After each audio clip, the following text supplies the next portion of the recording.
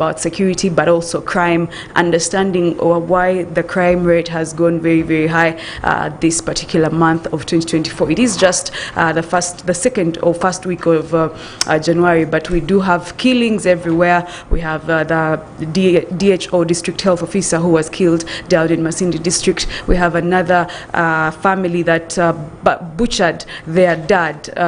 The wife, together with the children, killed their father. It is alleged that they killed their father because of some property wrangles and other things. We also have a lady who killed herself due to the husband's pressuring her to give up alcohol. It is said that the wife used to drink a lot, but now we get to understand exactly how this crime comes about, what gives people this type of confidence to carry on with the such very, very terrible acts of ending human life. Remember, it is God that gives life. We have no power absolutely to take away the life of another. Anyway, we are going to be hosting our crime investigator as a country, a person who has been in the field for some time and understands these issues as they unfold. So he's going to take us through the discussion and help us understand, do we have a forensics team on the ground? If yes, do they really know what they are doing, or are they trained to do what they are doing? How does one become a forensics investigator, one that will help the country come up and bring the murderers to book? We have a number of murders dating way back from the 2000s that have remained unresolved. Why? These are the questions that we are going to be hearing Mr. Fred Egesa answer. He is a senior investigator, and the focus is on the recent murders, like I've mentioned. You're very welcome this morning. Good morning, TV, and I thank God that I'm still breathing. Nobody has killed me. I have not killed myself. Okay. Because it's now a trend of killings. So like people take their own lives, and others kill others, and it's like we are just jumping into a mix-up.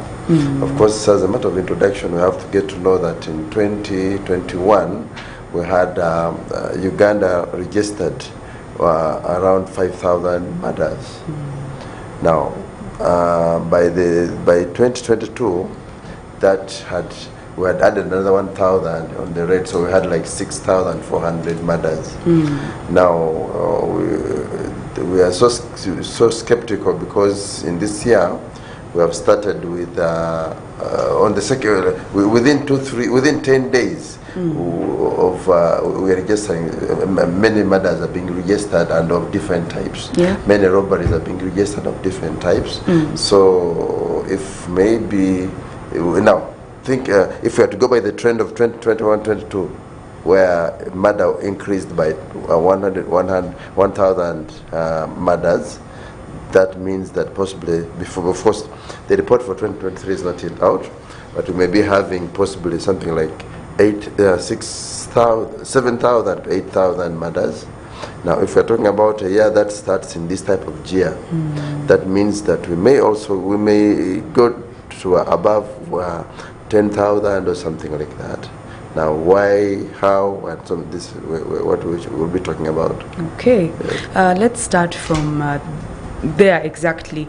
What would be the cause of such murders? What would give people confidence to continue taking the lives of other people? Why is that becoming an issue where somebody is confident that I'm going to kill this person, but I'm not going to go to book? So it is normal now. It's common for somebody to take another's life. Yeah, there's such a big appetite for killings now, and so of course there are many reasons that may bring about this type of trend. One is intolerance. People fail to tolerate each other. People fail to, and when they fail to tolerate each other, they take the law in their own hands, or they avenge, they kind of, others revenge, others get vindicative, and in the process they take other people's lives. Now, and that's why I find people I could possibly classify as hooligans, clashing, and in the process we see deaths. Okay. Others can even go to the extent of we have seen landlords being killed because one has a title and is about to evict so many tenants or so many squatters. In the process, is killed. We've also seen landlords killing tenants who are resistant, who may not, who do not agree with them, to take away land from them. So there are so many others. Now we also have a situation where teams of armed people target mobile money agents, and most of the times they do kill them because maybe they don't want to be associated, or because these were try to resist, and in the process they are shot at. Okay. There are many things which are being done wrong in this country, and I think we have really tried to shout our voices hoarse, and it's like the government has sometimes not bothered. You can see the president is very ardent in wanting to bring about security in this country, but I think the technocrats in security seem to be lacking a few the know-how, or maybe the will or the know-how, because we used to talk about the dangers of putting so many guns in the hands of LDUs, in the hands of course soldiers should have guns, but they should not be so accessible in public. Soldiers, as much as they are a complementary force to the police, but today soldiers have gone beyond. You find them doing KCCA work, you find them doing several things, trivial operations that bring them into unnecessary access with the public. Yeah. And of course, you know that if once you have the gun and you have needs and your discipline is low, you are very likely to turn that gun for purposes of survival. So many things are being done, and of course also we've not bothered to come up with counseling centers. Some people just need to be talked to be discouraged from acting the way they would have acted. Ugandans do not have anybody or anywhere where they can easily go to talk about how they feel, and someone makes them to calm down. So, like other areas where we have had counseling centers where people in distress and stress are attended to. In developed countries, if you call the police and say someone is here and is stressed, they'll be there very fast, because they know how detrimental it can be if someone switches off and then it becomes a problem. But here in Uganda, they say if you call police and say someone is here and it's like the way he's behaving, maybe he's stressed, police will just laugh at you. They don't have space for that. Yeah. So what do you expect a person who is under distress to do? Several of these murders also are just as a result of mental illnesses. People are sick, but we don't know that they are sick. Okay. Eventually, by the time they get to know that that person had been mentally derailed, he would have killed so many people. So the factors are so many, and the solutions are almost none. Okay, yeah. Let's take a look at the murder that happened in Masindi. One, they say, it is said, the papers were told, or the press was told, that in investigating, police found out that the lady, the mother of the house, had a knife with blood, and also there were blood stains in the house, though the body was dumped farther from the house, near their home. And that wife claimed that the blood was coming from her monthly menstruals. Really, is this where we are going as a country? At what point does police say, no, this is clear evidence and we have to take you in for murder? Yeah, police, they always look at any person as a suspect. They did a good job to look around the house, because most of the time people think that the house, the members of the house are victims, or maybe they are aggrieved, or maybe so they allow them to mourn. Yet in several cases, people around you are the people who are likely to kill you, because they have interest in you, they have anger, they have issues. Your relatives, the close friends, can easily kill you, because they are interested parties around you. Maybe you have some information they may not want you to divulge. Maybe they have score here and there. Maybe you have a relationship problem. Maybe there is a property where you are wrangling over and they benefit, because people kill to benefit. Few people, maybe apart from the mad ones, many people kill so that they can take benefit. Nobody can kill you if you have property, if you have houses. If Egesa is to, why should Egesa kill you? I'm not in line of succession. We have handled cases here where people have come, where people have been followed from abroad and killed here. And I think I handled one of the cases, very, very crucial cases, where a lady, you know, when a person is coming to Africa, because these are countries which are not, who security, the international world does not trust so well, you take up a life insurance. And so you mention or you name a next of kin. Now there are young men and young women who marry old people out there just because they want to be close to them in case they lose, and then trade them out through death. So someone takes, once as an old man as like me, once I take, it's like I say, I want to come for tour. So I take a life insurance, pays possibly of 200, 300,000 US dollars. So eventually a young girl may come in my life, pretend to love me, pretend to cherish me, then somehow, somewhere, a name has my next of kin. In the process, when I come here, she coordinates and I'm killed here, so that she becomes the immediate benefactor of that kind of money. It can also be your wife who has had, who hates you, or who maybe who may choose to trade you out for money. It could even be your child. So the world is as confused as that. Yeah. Okay, my next question is, just like the case I've mentioned, this time it was gun violence in Buya, and where the father of the house was shot in his bedroom. It is not yet clear who shot, but of course it said that they are family members. And my question is, these guns that they use to kill, the pistols, they are registered. And so the government must have some kind of database or some kind of information on who owns the gun. Can that lead us to maybe to get the culprits easily? Because usually the gun numbers, the serial numbers appear in the papers, and that is all we get to know. We don't know if they managed to get the owners or located them. And my question is, these guns are registered. Can't we use that, or can the government use that as a lead to whoever committed the crimes? I think the Uganda security is just it's elementary on registering, or maybe picking the details of the guns we have. And like we have 3 types of guns here.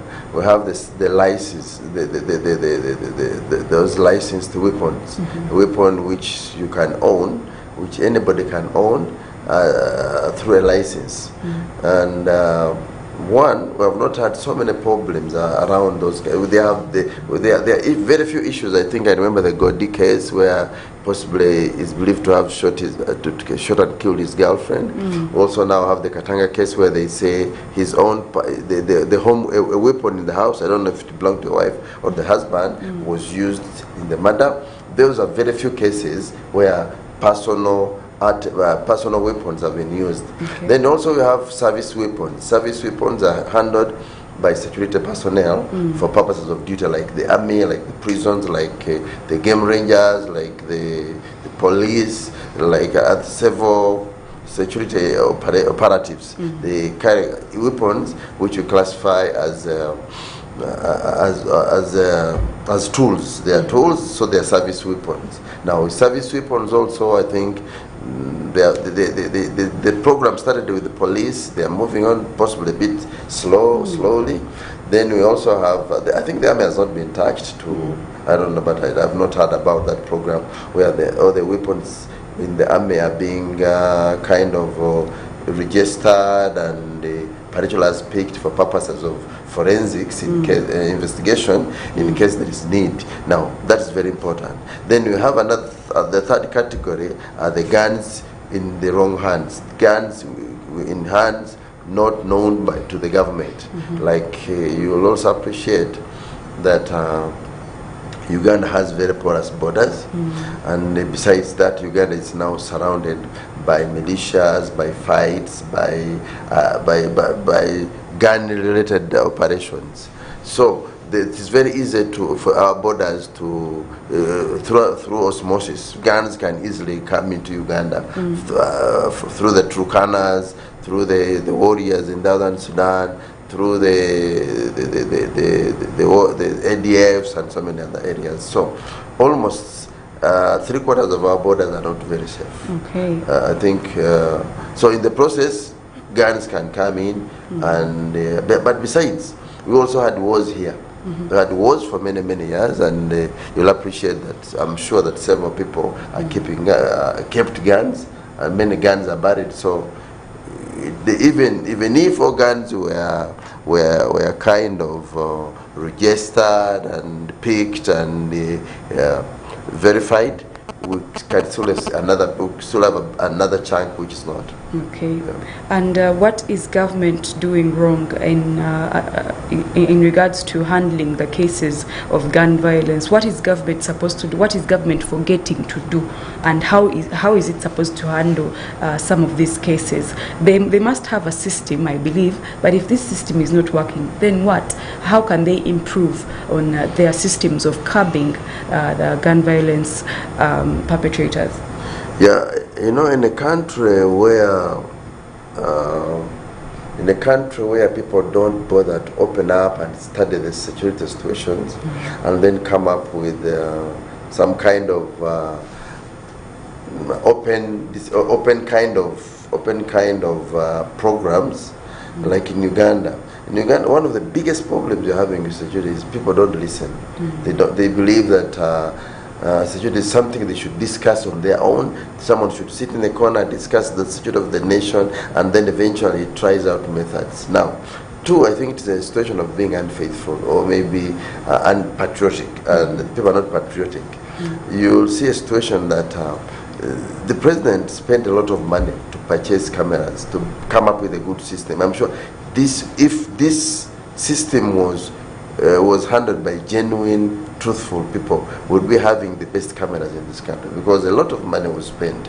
There are many programs. There are satellite designs which can help the country to beef up in case there's a situation. All this has not been done, yet the country is bleeding a lot of money into security. So, now, when you see, I'll give you a very simple example. Of late, because of the shooting of what happened around the shooting of Pastor Bujingo, you see a lot of foot patrols. 10 people with guns walking in a line. What does that mean? That's very ancient.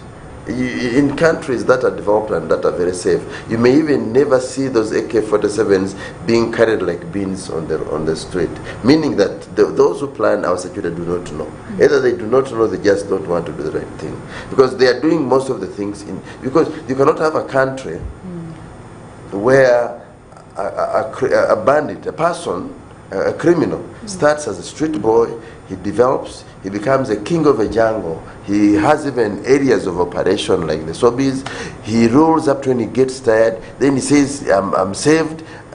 By the time he says he's saved, it's almost 50 years, meaning that he has harassed the country for over 40 years and the state cannot pick him.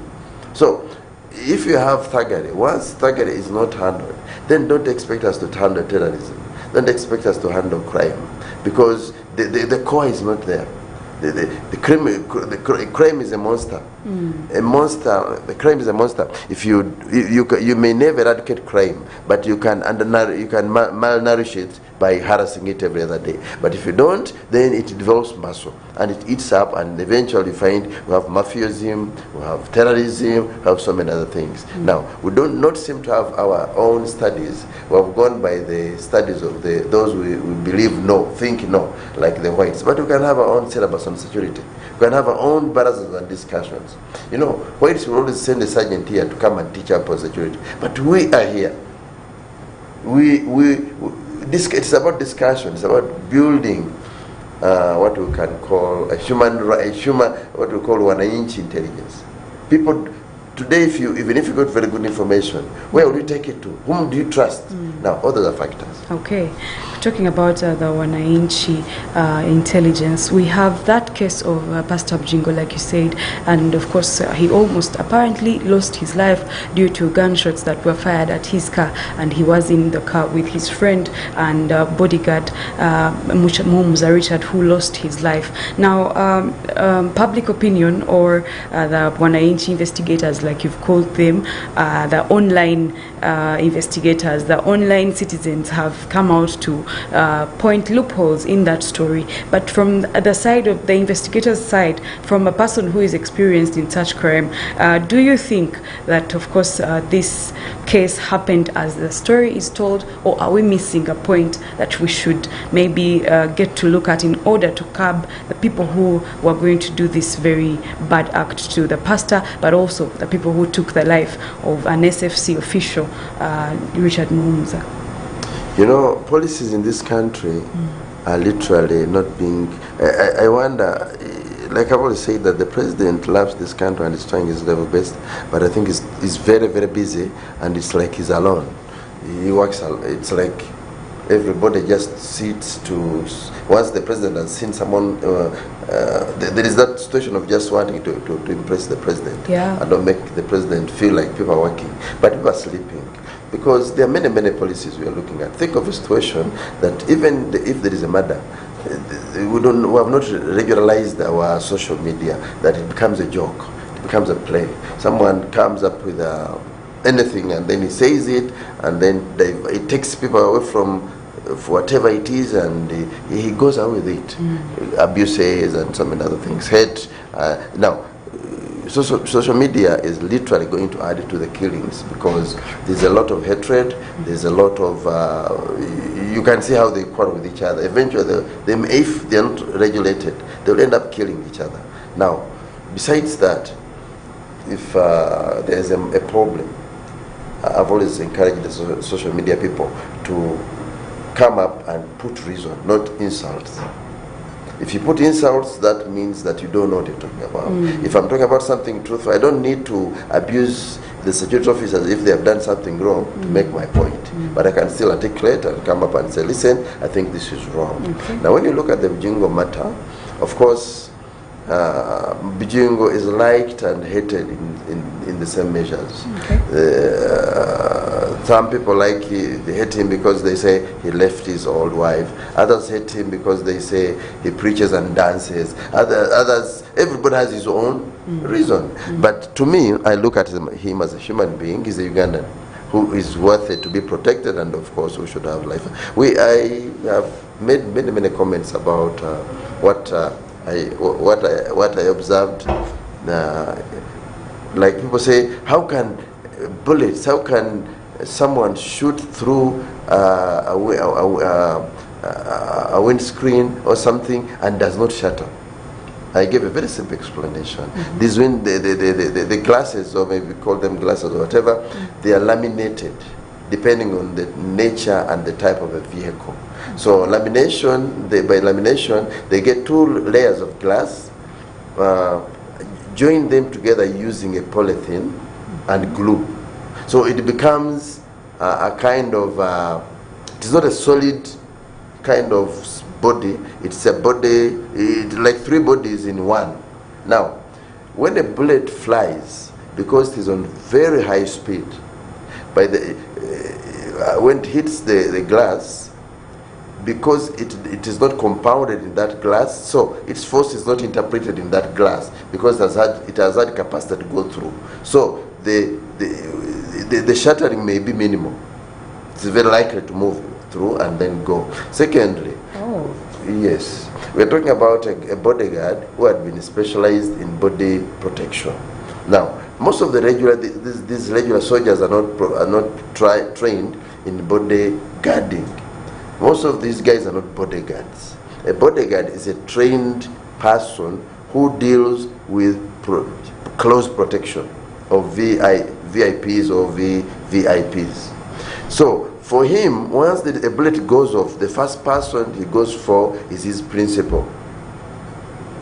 Why does he go for his principal? Because he wants to put him out of target, out of fire. If bodyguards were around the president and they kind of sense fire or a danger, they're even likely to put him down, to throw him down forcefully, and maybe kind of cover him. And in the process, they kind of repulse or deal with the threat. It is very common for those who have been trained that way. Now, by impulse, this young man had loved and liked his pastor. So they were friends. And for him, he knew that I'm there to make sure this man lives. Now, the instinct of training, because for him, when you look at this one, for him, he realized that we're being fired at. And he was not hit by the first bullet. So he reacted by jumping to cover his principal. When he jumps to cover his principal, that's why Jingo tells you, I was under steering. He didn't go under the steering, I'm sure. But I think maybe because of the weight of his bodyguard. The bodyguard must have jumped on him with force that this kind of displaced him. And to me, that's how he survived.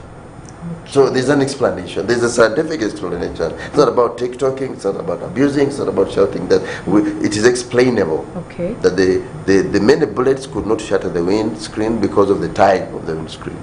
Two, the bullets did not deeply go through to hit Winjigo because the man was using a hand weapon or a pistol, not a machine gun, not an SMG, which has better or stronger penetrating capacity. Yes. Thank you. Still on that matter, so the speculations that are arising from the public, we should disregard them because, first of all, it's not a police report. It is just citizens making up their own things, trying to say that... I wouldn't even call them citizens. You know, when I think it is culture and it's just good manners. But if a person has died, there are areas where we restrain ourselves from. I think it depends on even from which home someone comes from. Yeah. If someone has died, whether he's an enemy or a friend, and there is blood, there is some kind of something that attacks human life, you cannot turn it out into a problem. Now what I've heard, I didn't understand so much about social media and TikTok and so many of these things. I'm made to understand that when you abuse someone and there's a lot of response, you are paid some money. Oh. That's what I've heard. I think not because, you're not paid because of the abuses, but because of that repetitive kind of whatever. The person who has originated it, other than the system and whatever, there is a way they share percentages. Now, that is going to make the matters worse. Because if you looked at this matter, let people be analytical. What they don't understand, let them ask. That's a civilized, kind of well-groomed, cultured system. But if you start abusing, if you start saying this, everybody becomes an expert, then we are literally, at one time, in case it kind of hits your own person, or in case, think of a situation that talk about that, and this man had children, had a family, had a parent, had fathers and mothers. How does he take it up? How do they take it up? Now, we should allow them to mourn their dead, instead of speculating and making so much out of this. All right, let's take a very short break. We are still analyzing the killings that have become rampant of late from a private investigator's point of view to understand exactly how the government plans on ending such killings, but also how the government plans on training serious investigators to handle and bring to book those that might have committed such offenses, and many other things that you ought not to miss. Our social media platforms are at Church of Uganda Family TV, Facebook, Twitter, Instagram, and YouTube. My name is Carol, and we'll be back. We're powered by Protea Hotel by Marriott Entebbe. Issues at hand, powered by Protea Hotel by Marriott Entebbe. Comfort and luxury at its best.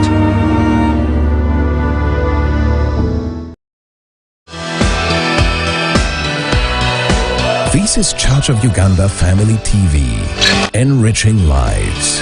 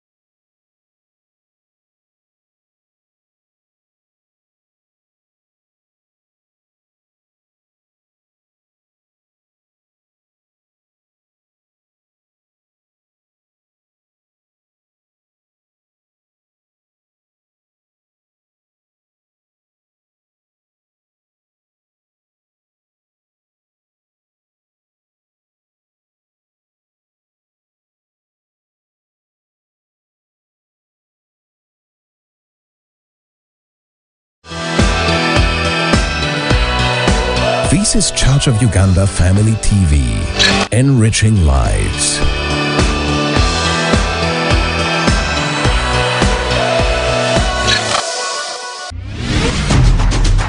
Issues at hand, powered by Protea Hotel by Marriott Entebbe. Comfort and luxury at its best. Protea Hotel by Marriott Entebbe is our sponsor, and they do have a number of services that you can go down there and check out. They have a swimming pool, they have a kitchen, very powerful dishes. Each and every dish that you can think about, they do have it, including Ugandan dishes, but not limited to them. They have also a health club and a spa. Also, they host different kinds of parties, birthdays, and all kinds of events, weddings. Each and everything you might think about, just call them on their number that is running on your screen and make a reservation. We're still here discussing security and crime rate in Uganda and how exactly we can mitigate them with my guest, Mr. Fred Egesa. He's taking us through it as an expert in crime, but also in investigations, as he is a private investigator. We've been told not to speculate about anything. Even when you see it, it sounds so true. You do not have the power to speculate or to conclude that it is true, because there is a lot of things that investigators look at before they actually crown a matter solved. So one of the matters we are looking at is the shooting of Pastor Bujingo that killed his bodyguard and friend, and also other shootings around Kampala. My question would be about the forensics team that we have in Uganda. Is it well trained to carry out such investigations? And if yes, then how far with giving us some results? Because at least if they came out and said, okay, the killers are said to be this one and this one, at least we have suspects to book. We would be rest assured that this is going to reduce. So how is the forensics team doing in Uganda? I think we have a fine team, only that the systems in place kind of underscore the efforts. Think of a situation that we do not have a policy about scenes of crime. That where there is a scene of crime, that's why people are crying and say, why did this man drive away the car? Because they want to go possibly pick phones, possibly take selfies, possibly do publicity, and there's no policy. The developed countries, we do not seem to import important things here. I think we have just bothered to import things that are personal. Just go to France. We should benchmark. How do the Italians do it? What are the laws and regulations about scenes of crime? Is it that you can just walk into a scene of crime, take a selfie, kind of touch a body, look for the valuables of the body, and then run away?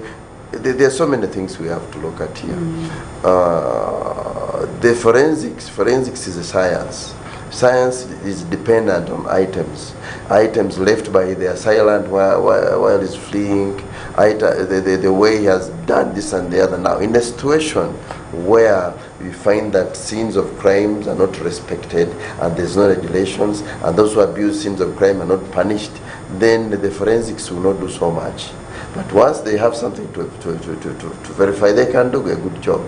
Yes. Okay. Now, you talked about murders, more than 6,400 just in from 2021 till date. They have increased to a number that you had earlier mentioned. And my question is, how are we going to make sure that the crime is reduced? Let's say there are bad people among us. How exactly can government come out and try to bring them to book, but also stop their operations? For example, we have groups, gangs of people like Sobi who are killed, and they are still among us and carrying out because Sobi's friends came out to say, yeah, we used to kill with him, they confirmed that they were actually part of these groups. And what is government and other stakeholders doing to make sure that these people are brought to book, but also that their operations come to an end? Of course, you can see some bit of effort when it comes to curbings in insecurity in the country. We have seen some kind of follow-ups, but we as experts, we have also seen the government doing so many things in a wrong way. Like if people come up and say, "I've been criminals," then immediately you take them up and you pamper them and they become an item, then that means that you're encouraging even other teams to crop up. And besides, then also, how do we, if we have hotspots, crime hotspots, black spots, which have lasted for so many years, and maybe every year, every 2-3 years, every month, a girl is raped from that location. We have gangs that sometimes connive with some elusive finance security officers and cut off areas in Kampala and pick phones and laptops and so many things. Now, that means that crime is getting a better intelligence mechanism than the state itself. Okay. So the state has to wake up and stop. What sometimes I see is that state agencies over-concentrate on pleasing the president. They whatever, anything that happens around the politics, they will react. They will do so many things. But when it comes to the Mwananchi, that woman who wakes up in the morning to go and kind of boil 20 cups of porridge so that her child can get something small, she is not protected, is not safe. Now gangs are becoming bigger and bigger.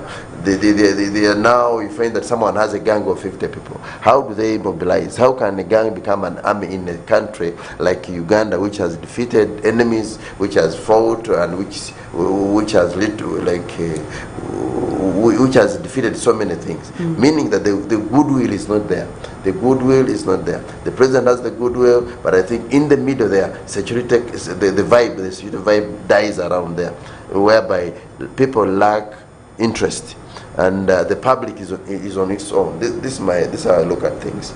As long as the public is on its own, as long as the security does not mingle with the public, as long as whereby now the insecurity takes up the space, which we will definitely be insecure. But if government wakes up and say enough is enough with thuggery, enough is enough with all these types of things. Besides, of course, we should also look at courts of law. Do they dispense justice? When you go to courts of law, do you go there knowing you're going to get a fair trial? Someone is charged, before you realize he has gone there because of an offense. To give him a bail, he pays money criminally. So he's a criminal who has been taken to government, thinking that he's going to be rehabilitated or punished or whatever. Here he comes and he faces the real crime now. That extortion is there. Then in the process also, if you take someone who has taken your house and you take him to court, and it takes 20 years for you to get justice, then that cannot be justice. In the process, people turn to areas of what we call night courts, where people take the law in their own hands. Now, we are talking about people break into houses to take valuables, items of the electronics and maybe some little money. By the way, the thieves these days don't expect money. They want TVs, they want so many things. But can we have a policy about the resale of or used items?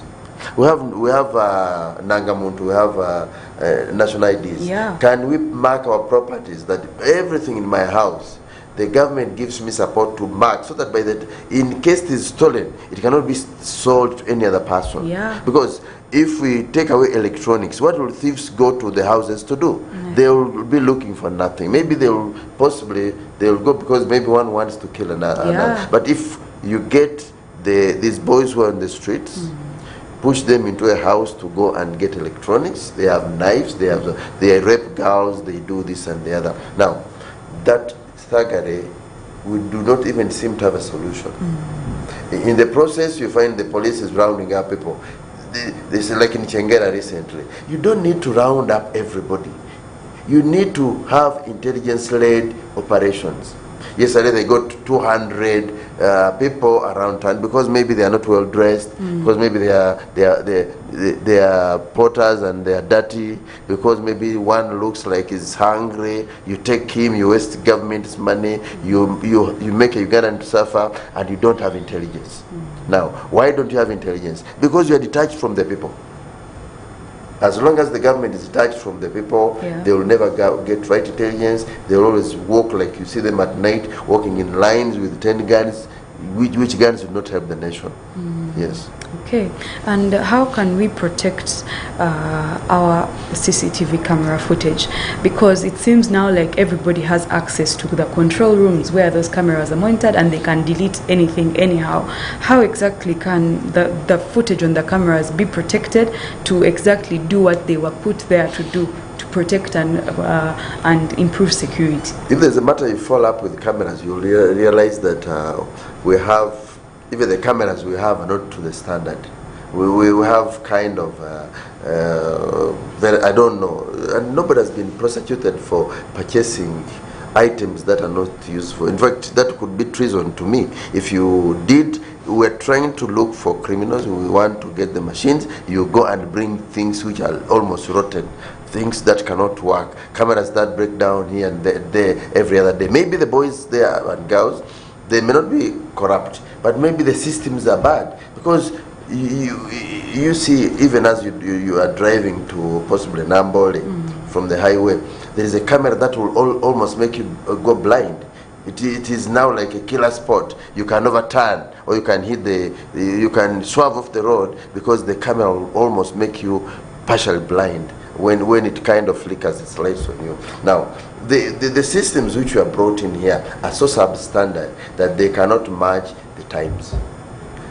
So it is not even a problem of who controls the cameras. It's the problem of the system. The cameras that were brought do not match the standards, do not even match the amounts which were spent, and nobody has come up to follow that. Yes. Thank you so much for being a part of this show. And maybe you give us your last words as we wrap up. Well, what I have to say is that I think government has to wake up. People are getting disgruntled just because they feel insecure. When a person feels insecure, he starts kind of getting other ideas about government. Sometimes that's why we're now getting a system of young men who wake up and abuse everybody just because the frustration is digging in. I think it is high time that government wakes up, and the government does their best to make sure that crime goes down. Youths, we help the youths and organize them into viable projects so that they are busy. People are not busy. People are failing to survive. So in the process, they are turning to crime. Thank you so much, Mr. Fred Egesa, for your time to Family TV, and we do hope that any time that we call you back, you will be able to come back and share this beautiful information with us. As you have been watching Issues at Hand, thank you so much for those who have commented on our social media platforms. That's at Church of Uganda Family TV on Twitter, Facebook, Instagram, and of course YouTube. This conversation will continue. You can give your opinion and also like, share, and comment. My name is Carol. It was a very good morning. Till tomorrow, same time, same station. Bye-bye. Issues at Hand, powered by Protea Hotel by Marriott Entebbe. Comfort and luxury at its best.